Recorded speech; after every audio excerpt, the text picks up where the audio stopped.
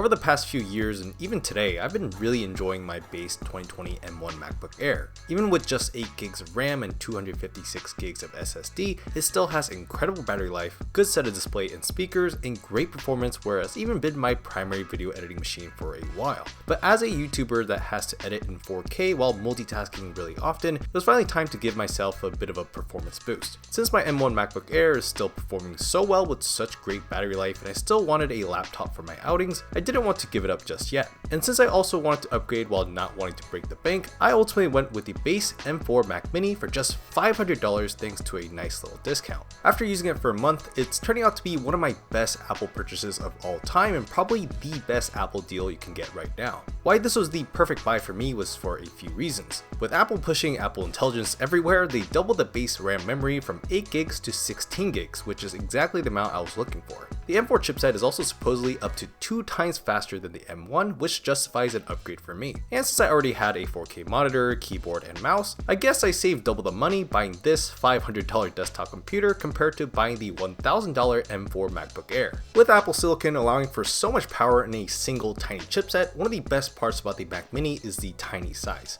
It takes up less space than almost anything on your desk, and with this all aluminum minimal design, it's a nice fit for any kind of desk setup. Even though it is an aluminum case, the bottom is totally plastic and the inside is relatively hollow, so it's actually really lightweight and easy to move around if you need to. Of course, there's the infamous design flaw of the power button being placed at the bottom corner here, which means you have to lift up the Mac Mini to power it on or off. To be fair, this is a total non-issue if you leave your computer on sleep or standby mode, which I'm sure most of you do. This way, all you gotta do is move your mouse or press a key on your keyboard to wake up your Mac back from sleep. What is a limitation is the selection of ports available. To be fair, the essentials are here on the back: 3 Thunderbolt 4 USB-C ports, 1 HDMI, 1 gigabit Ethernet, and a power port. Then the front just has 2 USB 3 supported Type-C ports and a headphone jack. That mostly covers everything you need, but we still have some exceptions like accessories and printers that rely on regular USB-A, and for creators like me, an SD card slot is a huge part of our lives. So that's why I got this Satechi hub, which sits seamlessly right underneath the Mac Mini while adding an SD card slot and 3 USB-A ports. There's also a corner opening to actually reach the power button so you don't have to lift it up anymore.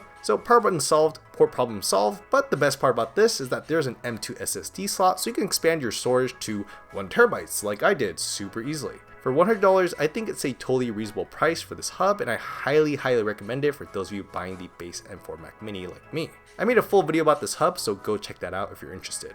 So in benchmarks, the CPU and GPU jump from my M1 MacBook Air to this M4 Mac Mini is a massive one.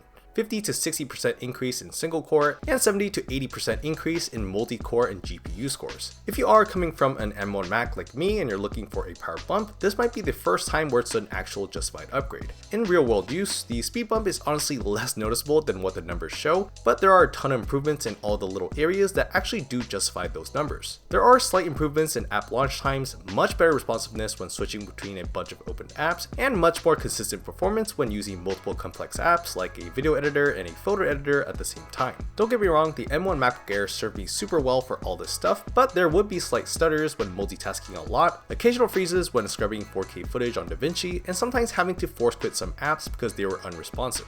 With the M4 Mac Mini, these minor complaints that I had with the M1 performance are basically solved. I can comfortably use all my apps and edit and export in 4K without any interruptions at all. Export times also got faster for me too by about 40%, so a video file that used to take me about 5 minutes to export can now take me just 3 minutes. So this thing does have a fan with ventilation at the bottom here, and no matter how hard I pushed it, I never heard any noise coming from here, which is awesome. When looking at all these improvements individually, the jump from my M1 MacBook Air is marginal and it doesn't feel like a 2x improvement like what Apple advertised, but when putting it all together, the overall performance and general experience is a whole lot better. As a video creator, I really don't need anything more than this, and I'm super satisfied with the performance here. The Wi-Fi and Bluetooth speed and consistency have been really fast and strong too, but the only thing I will point out is maybe once every 2 weeks, macOS just totally freaks out with turning Bluetooth on and off, especially after a reboot. I don't know why it happens, but after a full reboot, macOS starts to automatically turn the Bluetooth on and off, which has been a minor inconvenience. Since the setting itself is being shut on and off, and I'm sure it's just a software bug, and it hasn't happened again since updating to version 15.3.2, so it's probably a non-issue, but I did want to mention that as the only potential flaw I found here.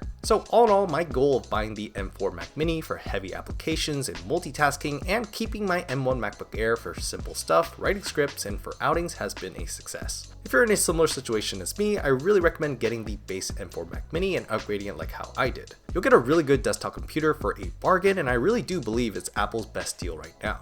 Everything I've shown in this video, including the Mac Mini and all the accessories, are linked down below, so make sure to go check those affiliate links if you're interested in any of these, and feel free to let me know what you think of the M4 Mac Mini and if you'll be picking one up for yourself too. Thank you so much for watching, I'll see you guys on the next video.